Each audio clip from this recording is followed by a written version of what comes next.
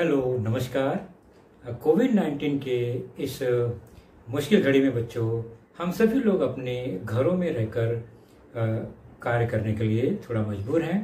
लेकिन मुंबई महानगर पालिका ने आपको घर बैठे ही पढ़ाने या यूं कहें अध्ययन करने का एक मौका दिया है, जो कि हमारे महानगर पालिका के चैनल द्वारा आपको वीडियो के रूप में लेसन प्रसारित किया जाएगा। और उस लेसन के जो विषय हैं वो आपके स्क्रीन पर दिखाई देंगे और उसके टॉपिक भी आपको स्क्रीन पर ही दिखाई देंगे। तो चलिए शुरू करेंगे हम आज का अपना लेसन।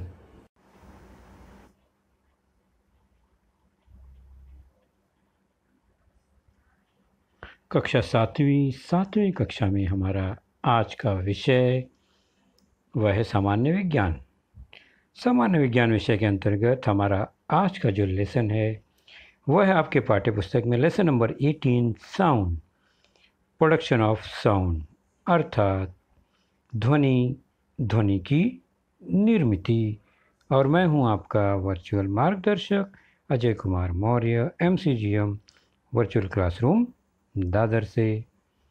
तो जैसा कि हमारा पाठ है ध्वनि की निर्मिति, तो ध्वनि की निर्मिति या निर्माण की बात जब हम करते हैं तो सबसे पहले अपने आसपास हम ऐसी कौन सी घटक या घटनाओं को देखते हैं जिससे हमें किसी न किसी प्रकार की ध्वनि या आवाज़ सुनाई देती है, निर्मित होती है। तो ये है कुछ पटाखे, ये है सीटी बजाने वाला व्यक्ति, यानी एक पुलिस सीटी बजा रहा है, या हम ताली बजाते हैं,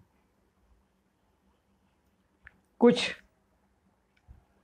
संगीत वाद्य बजाते हैं जैसे कि ये एक गिटार अथवा वायोलिन, इस तरह के ट्रम्पेट्स, या माइक से हम कोई गाना गा रहे हैं तो स्पीकर में आवाज़ आती है।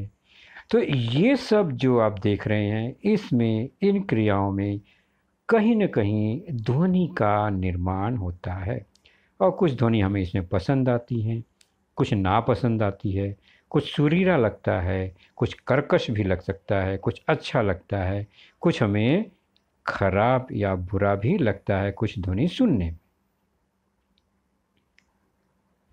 उसी प्रकार प्रकृति में, यानी प्रकृति के जो घटक हैं उनमें भी ध्वनि का निर्माण होते रहता है और हम सुनते हैं, ये प्राकृतिक रूप से।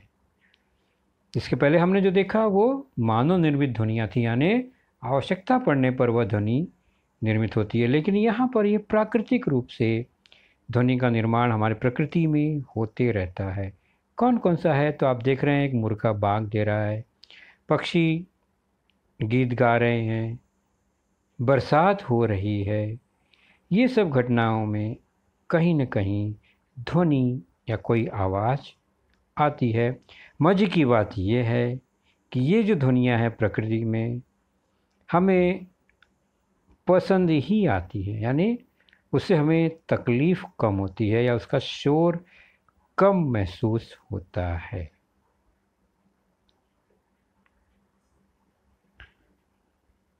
तो ध्वनि का निर्माण कैसे होता है, तो हम एक वाद्य यंत्र देखते हैं, यह है गिटार।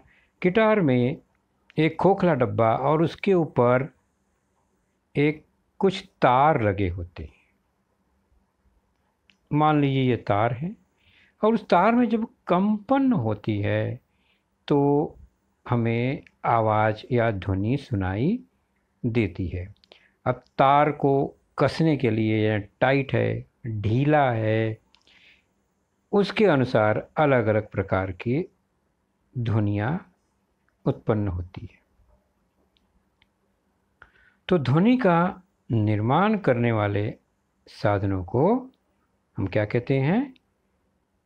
ध्वनि स्रोत। और उसमें हलचल होती है, गति होती है, कंपन होती है, तो ध्वनि सुनाई देती है। तो कंपन होने से ध्वनि निर्मित होती है ये कंपन दोलन गति के रूप में, यानी एक स्थान से दूसरे स्थान में, दूसरे स्थान से फिर पहले स्थान पर वह कंपन दिखाई देती है। तार को एक जगह खींच के छोड़ते हैं तो वापस वो मूल अवस्था में जाती है और उसके आगे निकल जाती है, फिर वहाँ से लौट के आती है, यानी ये कंपन है। ध्यान से देखें तो इस तरह से वाद्य यंत्रों में तार में कंपन निर्मित होती है और ध्वनि सुनाई देती है।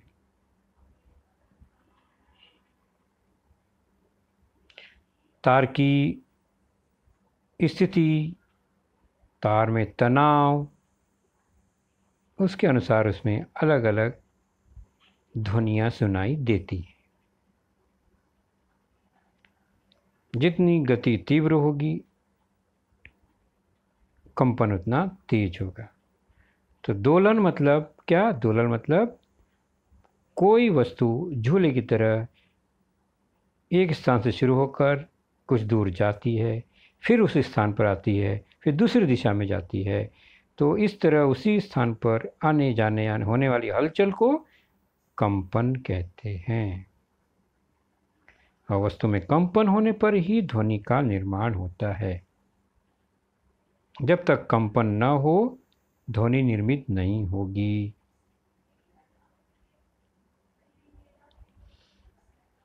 ड्रम सेट में आपने देखा होगा, पर्दे पर पीटने पर उसमें कंपन होती है, कंपन होने पर ध्वनि निर्माण होती है।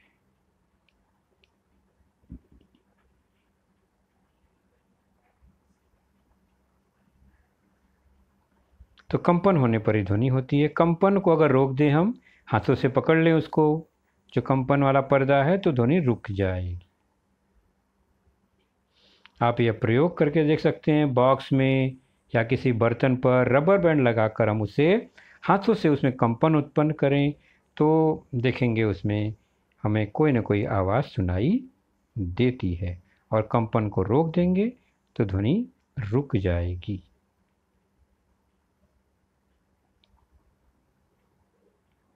तो ये आपने कई वस्तुएं देखी, कुछ प्रयोग देखा।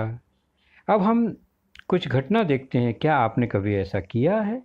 निश्चित ही किया होगा। पहला, दोनों हाथों से ताली बजाई है। हाँ, बिल्कुल। दूसरा, किसी वाद्य यंत्र को बजाया है आपने? हाँ या नहीं, आप ही जानेंगे और बताएंगे। क्या कभी पटाखा को आपने फोड़ा है, आतिशबाजी की है? कभी बंद दरवाजे पर हाथ से जोर जोर से मारा है आपने? निश्चित है हमने ये सब किया है। पेन के ढक्कन की सहायता से सीटी कभी बजाई है? पेन के ढक्कन को हम होठों के पास रख के फूंकते हैं तो सीटी की आवाज़ आती है। तो ये मैंने भी किया है, आपने भी ज़रूर किया होगा। और मोबाइल बजते समय उस पर कभी हाथ रख के देखा है आपने? उसमें कहीं न कहीं कोई कंपन नज़र आती है। घंटी पर आघात करते ही आवाज़ निर्माण हुई। तो आपने ये घटना देखी है? घंटी को हम बजाते हैं, हैमर करते हैं तो उसमें आवाज़ सुनाई देती है। धातु के किसी बर्तन के गिरने से आवाज़ उत्पन्न हुई। क्या आपने कभी अनुभव किया है इसको? निश्चित घर में किया होगा। घर में बर्तन कभी कभी गिर जाता है तो उसमें कंपन होता है और आवाज़ सुनाई देती है। आकाश में बिजली चमकी तो आपने नोट किया, देखा, और कुछ देर बाद आवाज़ भी आती है कड़कड़ाहट की, वह भी हमने अनुभव किया है। और ध्वनि चालू रहते समय मान लीजिए आपके घर में स्पीकर बज रहा है, तो क्या आपने कभी स्पीकर के पर्दे के आसपास हाथ रख के देखा है? क्या वहाँ पर कोई कंपन आपने महसूस किया है? तो निश्चित किया है। तो हर जगह आपने देखा कहीं ना कहीं कंपन है और ध्वनि का निर्माण हुआ है। तो किसी भी वस्तु के लयबद्ध कंपन के कारण ही ध्वनि का निर्माण होता है। जितने समय तक वस्तु में कंपन होता रहेगा तब तक उसमें ध्वनि निर्मित होगी।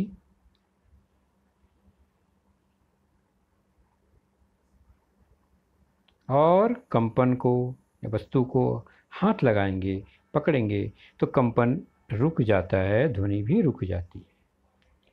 कुछ कंपन हमें नज़र आते हैं, कुछ कंपन हमें नज़र नहीं आते।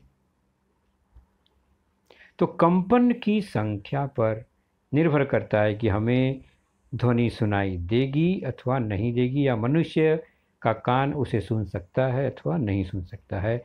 यानी हर कंपन हम सुन पाते हैं ऐसा ज़रूरी नहीं है। चलिए रबर बैंड का कंपन देखते हैं, उससे आप समझ पाएंगे कंपन कैसा होता है।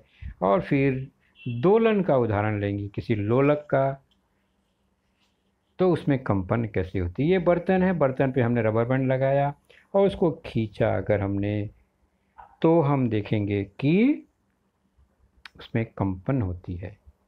आप दाएं बाएं ऊपर नीचे रबर को खींच कर देखिए, ध्वनि सुनाई देती है अथवा नहीं देती। अब इस रबर के कंपन को हम खड़ा इस तरह दो स्थानों पर लगाकर चेक करें तो कंपन किस तरह से होता है ये समझ में आएगा। तो ए वो स्थान है जहाँ से कंपन शुरू हम करते हैं, खींचते हैं, उसको ले जाते हैं बी तक, छोड़ते हैं तो वह ए तक वापस आता है। तो ये बी स्थान है, यहाँ तक रबर को खींचा, छोड़ दिया। फिर से देखेंगे, ए मूल अवस्थान है, वहाँ से खींचा, बी तक ले गए, छोड़ दिया, तो वो रबर कहाँ तक जाती है, तो वो रबर दूसरी ओर सी तक जाती है। फिर धीरे धीरे कंपन कमज़ोर होते जाती है और फिर मूल स्थान पर आ जाती है। तो ये ए से जो बी से छोड़ी गई जो दूरी है ए से बी तक की, इसे हम कहते हैं आयाम। तो ए से बी और ए से सी ये जो दूरियां हैं इसे हम किसी भी दोलन का आयाम कहते हैं, यानी वो अधिकतम दूरी है, वहाँ तक जाके वो वापस आता है मूल स्थान से।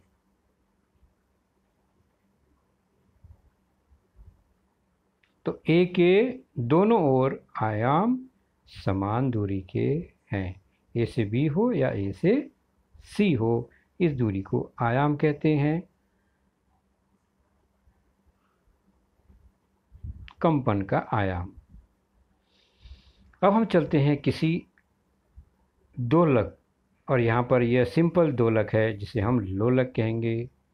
दोलक मतलब वह वस्तु जो किसी फिक्स स्थान पर लटका दी गई है और दूसरे स्थान पर वह हिलती है, जैसे झूला है या यह एक लोलक है, पेंडुलम है, यह दोलक ही है। तो दोलक बहुत प्रकार के हैं, उसमें से यह एक है लोलक, पेंडुलम जिसे हम कहते हैं।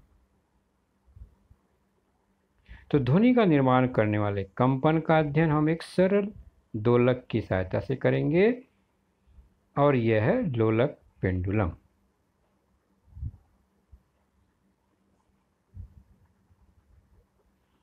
तो रबर बैंड का कंपन और दोलक दोनों को हम साथ साथ देखने का प्रयास करते हैं। पहले तो यह पेंडुलम का एक स्थान ए, ऊपर हमने खींचा, उसको एक तरफ बी तक पहुंचा, तो ए से बी की दूरी आयाम है। उसको हम छोड़ देंगे तो वह ए से ए पर आता है और फिर आगे निकल जाता है।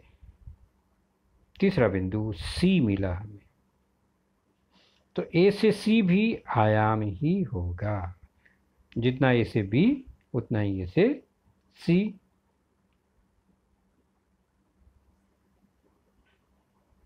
तो ए से बी, फिर बी से ए, फिर ए से सी, तो एक ही स्थान पर वह ऊपर नीचे या लेफ्ट राइट गति हो रही है, इसे कहते हैं दोलन गति।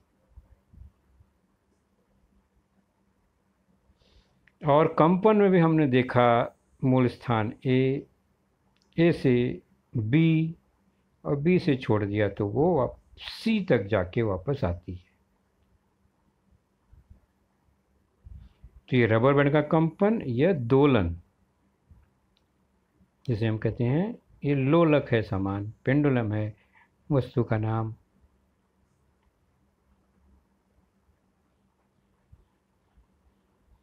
फ़र्क इतना है, रबर बैंड दोनों तरफ बंधा हुआ है, पेंडुलम एक तरफ बंधा फिक्स रहता है, दूसरी तरफ वो फ्री रहता है हिलने डुलने के लिए।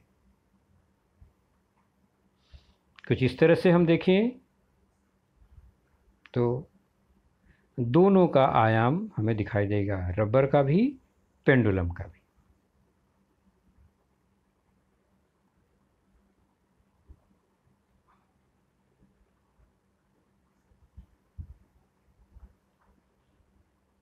तो आपने देखा रबर बैंड का आयाम। अब पेंडुलम का आयाम, दोनों की तुलना देखी। चलिए इस पेंडुलम से संबंधित, गति से संबंधित कुछ संज्ञाओं पर चर्चा करते हैं। दोलक क्या है, दोलन क्या है, और दोलन गति, oscillator, oscillation and oscillatory motion. जैसा कि हमने देखा, पेंडुलम इस तरह से मूल स्थान से लेफ्ट राइट, राइट से लेफ्ट, इस तरह यह मूव करता है, पूरा चक्कर नहीं मारता है, कुछ दूरी जाकर वह मूल स्थान पर वापस आता है। यह कंपन है, इसे दोलन कहते हैं। तो पुनः पुनः आगे पीछे जाने वाला झूला या वस्तु, उसको हम दोलक कहते हैं। कोई भी मध्य स्थिति से पुनः आगे पीछे होने वाली जो गति है, उसे दोलन गति कहते थे। ऐसी गति को दोलन गति कहते हैं। अगर पूरा वृत्ताकार घूमता तो वह वृत्तीय गति होता, लेकिन यह मध्य स्थिति से आगे पीछे घूम रहा है, तो यह दोलन गति है। और यह जो लोलक है, इसकी मध्य स्थिति ए से बी या ए से सी की अधिकतम दूरी को आयाम कहते हैं। ये हमने अभी जाना है। आकृति में ए सी या ए बी इस लोलक का आयाम, एम्पलीट्यूड है।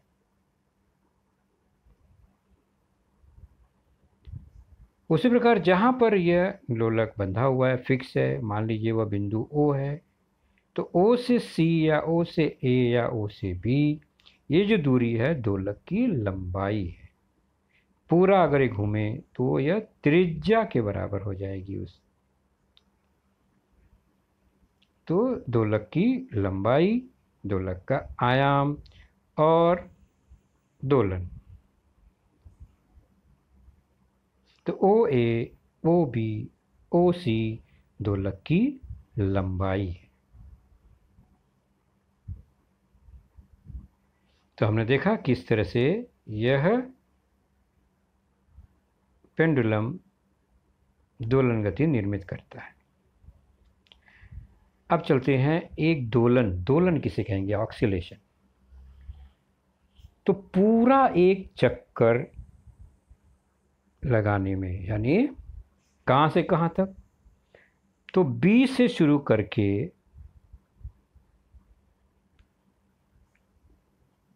कहाँ से शुरू करके, बी से शुरू करके हम छोड़ दें अगर उसको, तो यह लोलक कहाँ जाएगा?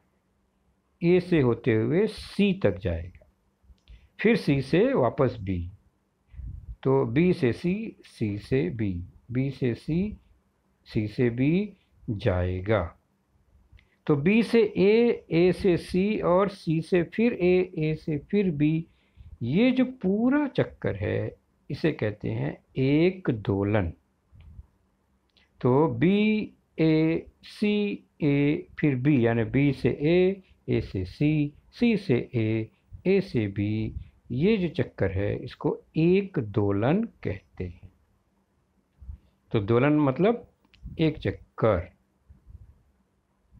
और इस एक दोलन को पूरा करने में जितना भी समय लगा, 1 सेकंड, 2 सेकंड, 5 सेकंड, 10 सेकंड, जो भी लगा, उसे हम कहते हैं लोलक का दोलन काल। टाइम पीरियड टी से दर्शाती है। एक दोलन पूरा करने में जितना समय लगता है वह दोलन काल कहलाता है। तो 1 सेकंड में जितना दोलन हुआ, एक दोलन पूरा करने में जितना समय लगा वह हो गया दोलन काल। और इसका उल्टा कि 1 सेकंड में जितना दोलन हुआ, जितने बार वह चक्कर लगाया, उस संख्या को लोलक की आवृत्ति कहते हैं, फ्रीक्वेंसी। तो फ्रीक्वेंसी क्या होती है? 1 सेकंड में कितना दोलन, यह फ्रीक्वेंसी। 1 सेकंड में जितना दोलन, उसे कहते हैं फ्रीक्वेंसी, आवृत्ति। थोड़ा सा समझेंगे इसे, दोलन काल, टाइम पीरियड और आवृत्ति क्या है। तो एक दोलन पूरा करने में जो भी समय लगा उसे दोलन काल कहते हैं। और 1 सेकंड में पूर्ण दोलन की संख्या को आवृत्ति कहते हैं। 1 सेकंड में जितनी दोलन हुई उसे हम आवृत्ति कहते हैं। उदाहरण करते हैं कि यदि 4 दोलन पूरा करने में दोलक को 2 सेकंड लगा, हमने एक लोलक को, पेंडुलम को छोड़ा और हमने नोट किया घड़ी से, तो 4 दोलन पूरा करने में उसे 2 सेकंड लगा। तो दोलन काल क्या होगा? तो दोलन काल हम कहते हैं एक दोलन पूरा करने में जितना समय लगा। तो 4 दोलन पूर्ण करने में 2 सेकंड, तो एक दोलन पूर्ण करने में कितना लगेगा? तो समय बटे कुल दोलन संख्या भाग दे देंगे। तो 2 सेकंड लगा 4 दोलन पूरा करने में, तो एक दोलन पूरा करने में कितना समय लगेगा?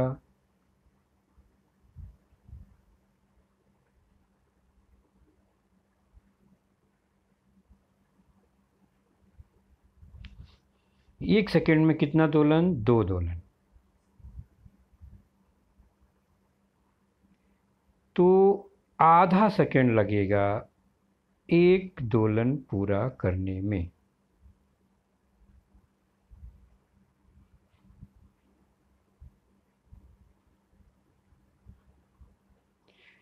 चार दोलन 2 सेकंड में, 2 दोलन 1 सेकंड में, एक दोलन आधा सेकंड में।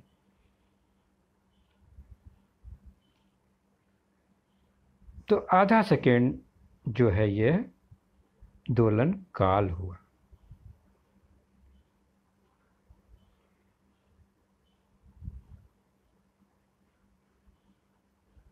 अब हम चलते हैं आवृत्ति।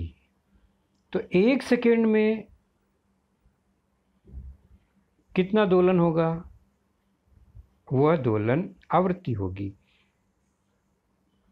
तो जैसा कि दोलन संख्या कितनी है और कितना समय लगा कुल, तो 4 दोलन 2 सेकंड में पूर्ण हुआ, तो एक दोलन 1 सेकंड में 2 दोलन, है ना। 4 दोलन 2 सेकंड में, तो 1 सेकंड में 2 दोलन। तो 1 सेकंड में जितना दोलन हुआ वही आवृत्ति है, जिसे हर्ट्ज में नापते हैं। तो n मतलब आवृत्ति, वो हुआ 2 हर्ट्ज। तो t 1/2 होगा, तो आवृत्ति 2/1 यानी उसका उल्टा होता है। ये आवृत्ति और दोलन काल में यह एक संबंध होता है। तो 2 हर्ट्ज आवृत्ति अगर 2 है, इसका मतलब 1 सेकंड में 2 आवृत्ति, 2 दोलन।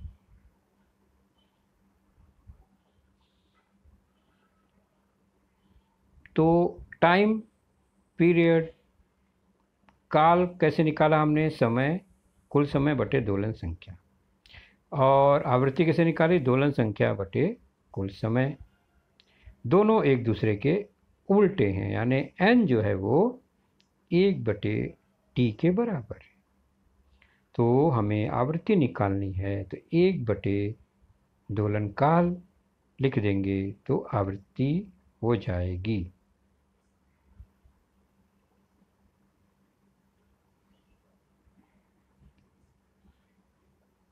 तो आवृत्ति की इकाई हर्ट्ज है, काल की इकाई सेकेंड है। उदाहरण लेते हैं, 1 हर्ट्ज आवृत्ति का मतलब 1 सेकेंड में 1 दोलन।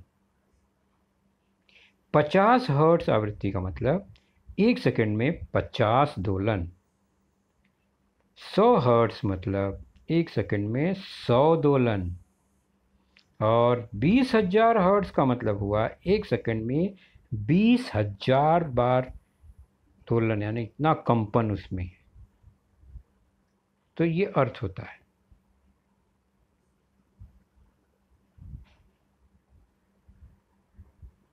दोलन काल और आवृत्ति का लंबाई से क्या संबंध है? लोलक की लंबाई से। जैसे कि ये देख रहे हैं, 3 लोलक हैं अलग अलग लंबाइयों के।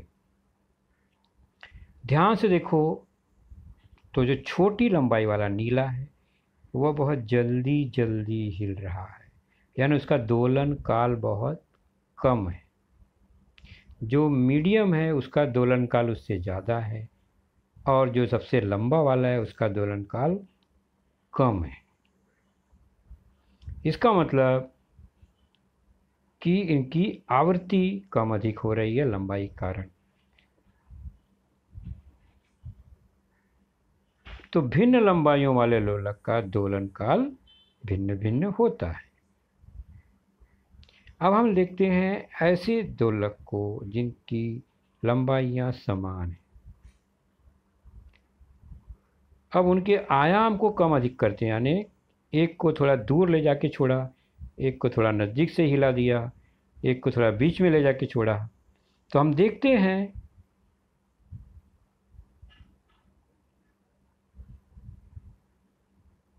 कि उनका जो काल है, आवृत्ति है, वह समान ही है।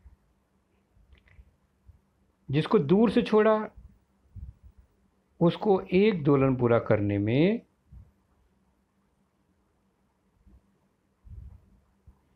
भी उतना ही समय लग रहा है, जो नज़दीक से हिला दिया उसको भी एक दोलन पूरा करने में उतना ही समय लग रहा है। ये लंबाई समान है तो दोलन काल समान है। देखिए नीला वाला भी, वो तीनों मध्य बिंदु पर एक साथ ही मिलते हैं।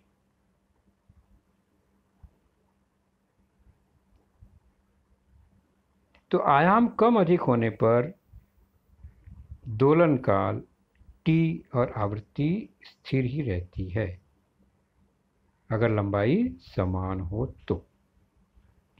समान लंबाइयों वाले लोलक का दोलन काल समान होता है, भिन्न लंबाइयों का दोलन काल भिन्न भिन्न होता है।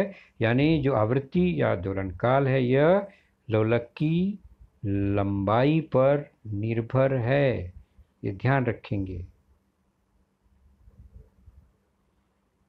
अब हम ध्वनि, जो हम चर्चा है हमारा, उसके कुछ प्रकार जानते हैं।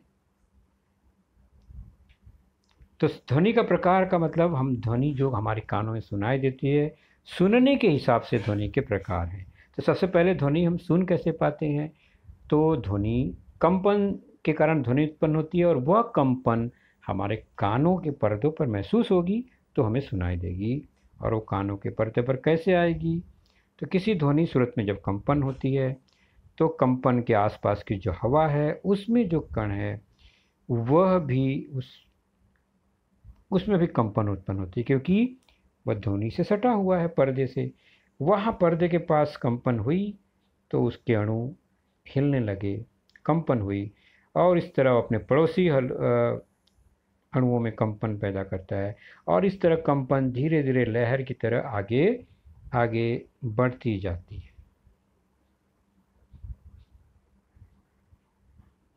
तो एक स्थान पर होने वाली ये ध्वनि दूर आगे बढ़ती है।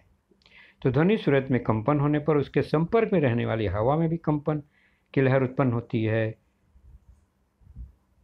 इन्हीं लहरों को ध्वनि तरंग कहते हैं। ध्वनि तरंग हमारे कान के पर्दे पर आती है और वहाँ पर भी ध्वनि फिर हमें सुनाई देती है।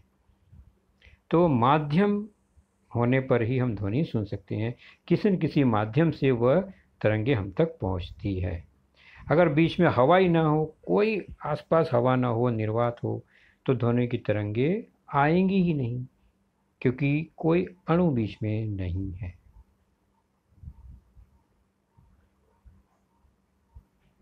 तो ध्वनि स्रोत से निकलने वाली ध्वनि तरंगे हमारे कानों तक पहुंचती है और हमें ध्वनि महसूस होती है, आवाज़ सुनाई देती है। लेकिन हर प्रकार की ध्वनि तरंगे हम नहीं सुन सकते। तो ये तरंगों की जो आवृत्ति है वह कुछ लिमिट है, उतने ही आवृत्ति को हम या मनुष्य सुन सकता है। तो हम ध्वनि के प्रकार देखेंगे आवृत्ति के अनुसार, मनुष्य के सुन सकने की क्षमता के अनुसार। तो सामान्यतः मनुष्य का जो कान है वह जिन ध्वनियों को सुन सकता है, उस आधार पर उसके 3 प्रकार होते हैं। पहला, जिसे मनुष्य सुन सकता है, यानी हम सुन सकते हैं, तो वह ध्वनि। दूसरा है जिसे मनुष्य नहीं सुन सकता। तो 2 मुख्य प्रकार है। जिसमें मनुष्य नहीं सुन सकता उसमें 2 भाग हैं। तो पहले सुन सकने वाले में ध्वनि को हम कहते हैं श्रव्य ध्वनि। श्रव्य मतलब जिसे सुन सकते हैं। इसकी आवृत्ति 20 हर्ट्ज यानी 1 सेकंड में 20 दोलन से 20,000 दोलन तक अगर ध्वनि तरंगों की आवृत्ति है तो हम उसे सुन सकते हैं, मनुष्य का कान उसे सुन सकता है। दूसरा है अश्रव्य ध्वनि। अगर वह उसकी तरंग 20 हर्ट्ज से कम है, प्रति सेकेंड 20 दोलन से कम है, तो हम मनुष्य का कान उसे नहीं सुन सकता, जबकि ध्वनि तो निर्मित होती है। तीसरा है पराश्रव्य ध्वनि। इसे भी मनुष्य नहीं सुन सकता, लेकिन इसकी आवृत्ति जो है मनुष्य 20,000 तक सुन सकता है। 20,000 के ऊपर ज़्यादा वाली तरंगों को हम, आवृत्ति वाले तरंगों को हम नहीं सुन सकते। उसे कहते हैं पराश्रव्य ध्वनि। तो श्रव्य जो मनुष्य सुन सकता है 20 हर्ट्ज से 20,000, अश्रव्य 20 हर्ट्ज से कम, पराश्रव्य 20 हज़ार हर्ट्ज से अधिक तरंगों वाली ध्वनि, आवृत्ति वाली। तो ये 3 प्रकार होते हैं। इन्हें 2 भागों में बांट सकते हैं। एक मनुष्य सुन सकता है, दूसरा और तीसरा मनुष्य इसे नहीं सुन सकता है। तो मनुष्य के अलावा और कोई प्राणी इन ध्वनि को सुन सकते हैं क्या? तो श्रव्य ध्वनि, ऑडिबल साउंड किसे कहते हैं? जिसे मनुष्य सुन सकता है। हम मनुष्य से तुलना करते हैं ध्वनि के प्रकार की। दूसरा है अश्रव्य, जिसे मनुष्य नहीं सुन सकता, लेकिन कुछ प्राणी हैं जैसे कि हाथी, ये हिप्पो, गेंडा, दरियाई घोड़ा या व्हेल मछली, ये जो हैं अश्रव्य ध्वनियों को भी सुन लेते हैं, जिनकी आवृत्ति 20 हर्ट्ज से कम होती है। उसी प्रकार पराश्रव्य ध्वनि, जिनकी आवृत्ति 20,000 हर्ट्ज से अधिक हो, जिसे अल्ट्रा साउंड या सुपरसोनिक साउंड भी कहते हैं, यह हम मनुष्य नहीं सुन सकते, लेकिन चूहे, कुत्ते, चमगादड़, सील मछली, डॉल्फिन मछली, ये सब जो हैं इन पराश्रव्य ध्वनियों को सुन सकते हैं। जिनमें पराश्रव्य ध्वनि के कुछ उपयोग हम देख लेते हैं। आपके पाठ्यपुस्तक में लिखा हुआ है, हम पढ़ लेते हैं। घड़ियों के सूक्ष्म भाग और आभूषणों की स्वच्छता के लिए उत्पन्न होता है। तो 20,000 हर्ट्ज से अधिक ध्वनि उत्पन्न की जाती है, जिसके कंपन से ध्वनि घड़ी के नाजुक भागों में जो धूल कण हैं वो निकल जाती है कंपन से। शरीर के अंदर के भाग को देखने के लिए अल्ट्रासाउंड एक तकनीक है विज्ञान में, मेडिकल साइंस में, चिकित्सा में, जिसके द्वारा शरीर के अंदर के भागों को देखा जाता है। मस्तिष्क की गांठ पहचानने के लिए इसका उपयोग करते हैं। धातु के दोषों को पहचानने के लिए इसका उपयोग होता है। रडार तंत्र में इसका उपयोग होता है। सूक्ष्म जीवों कीटकों को मारने के लिए इसका उपयोग होता है, जैसे मच्छर वगैरह हैं। समुद्र का तल या जहाज की स्थिति पहचानने के लिए सोनार, साउंड नेविगेशन एंड रैंगिंग प्रणाली का उपयोग किया जाता है, जिसमें हम 7वां जो है वो देख लेते हैं। तो ये एक सिंपल सा एक तकनीक है। समुद्र की गहराई में स्थित या समुद्र में जहाज के आसपास नीचे स्थित वस्तु की स्थिति को पहचानने के लिए इस का उपयोग किया जाता है। इसमें होता क्या है, एक यंत्र द्वारा अल्ट्रासाउंड या सुपरसोनिक साउंड निर्मित की जाती है। प्रस्रव्य ध्वनि, वह ध्वनि पानी में गहराई तक जाती है और गहराई पे कोई वस्तु है तो उसे टकराती है और वापस आती है, और इस ध्वनि को फिर ये मशीन जो है ग्रहण करता है और उसका इमेज बनाता है, चित्र बनाता है कि नीचे कितनी दूरी पर क्या है।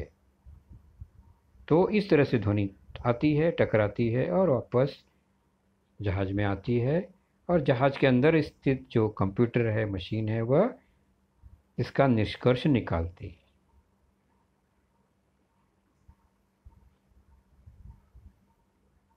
तो हमने देखा ध्वनि की आवृत्ति में कैसे कैसे उसका उपयोग हुआ।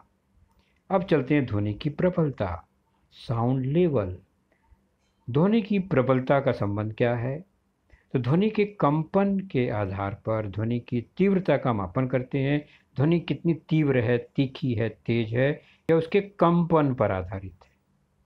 जितना अधिक कंपन उतना तीव्र ध्वनि होता है, और आयाम बढ़ाने पर यानी कंपन ज़्यादा ऊपर नीचे है तो तीव्रता बढ़ जाती है। आयाम दुगना करने पर तीव्रता 4 गुना बढ़ जाती है, यानी जितना आयाम है उसका वर्ग। आयाम 3 गुना करने पर तीव्रता 9 गुना बढ़ जाती है, और तीव्रता के आधार पर ध्वनि की प्रबलता बताई जाती है। तीव्रता 10 गुना बढ़ाएं तो प्रबलता 10 डेसिबल बढ़ जाती है। तो इस पर हमें ज़्यादा गहराई से नहीं चर्चा करना है, केवल इतना ध्यान देना है ध्वनि की प्रबलता जो है वह डेसिबल में नापी जाती है, और हमारा कान कुछ डेसिबल तक के साउंड को सहन कर सकता है, नहीं तो हमारे कान में बहरापन आ सकता है अगर प्रबलता ज़्यादा है तो।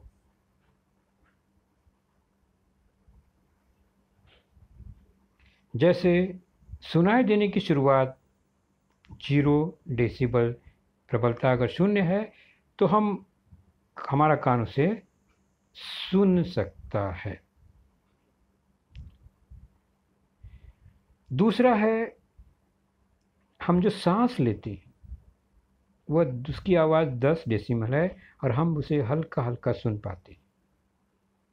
5 मीटर दूरी से कोई बातें कर रहे हैं, 30 डेसिबल उसकी प्रबलता होती है, वह भी हम सुन लेते हैं।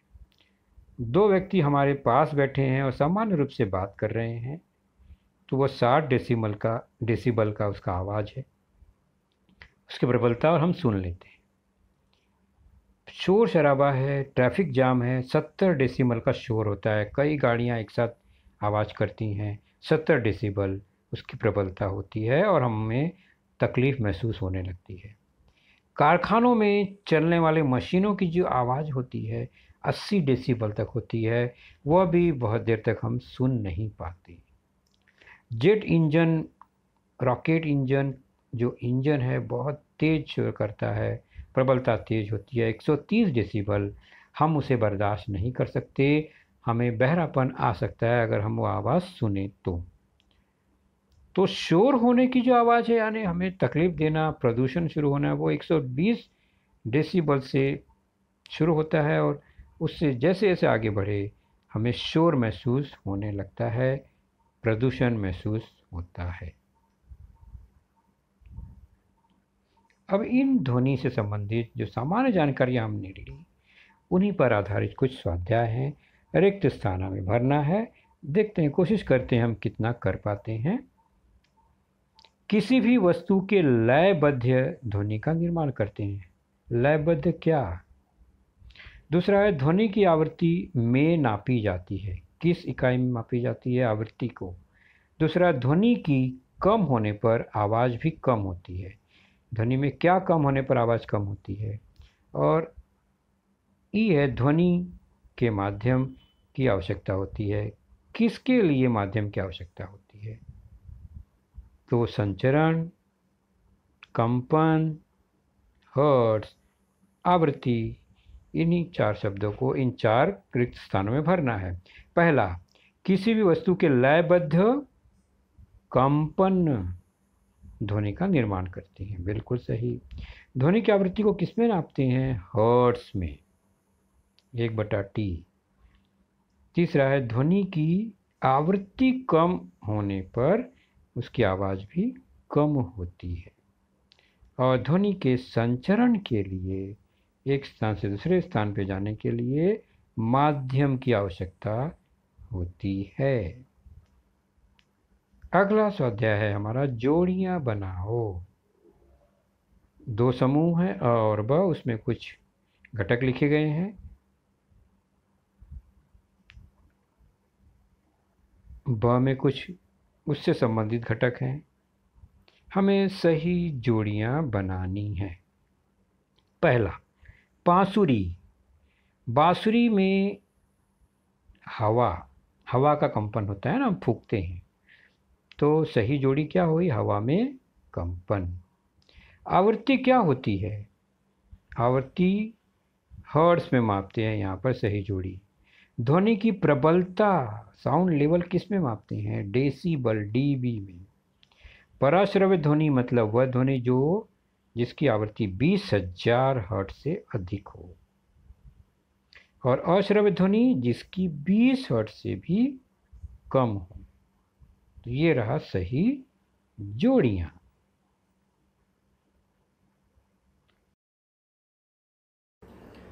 तो बच्चों, आपने देखा आज का लेसन, उसके प्रमुख मुद्दों को ध्यान से बार बार दोबारा देखकर समझने का प्रयास कीजिए, क्योंकि एक बार देखने पर किसी को भी वो पूरा मुद्दा समझ में नहीं आता।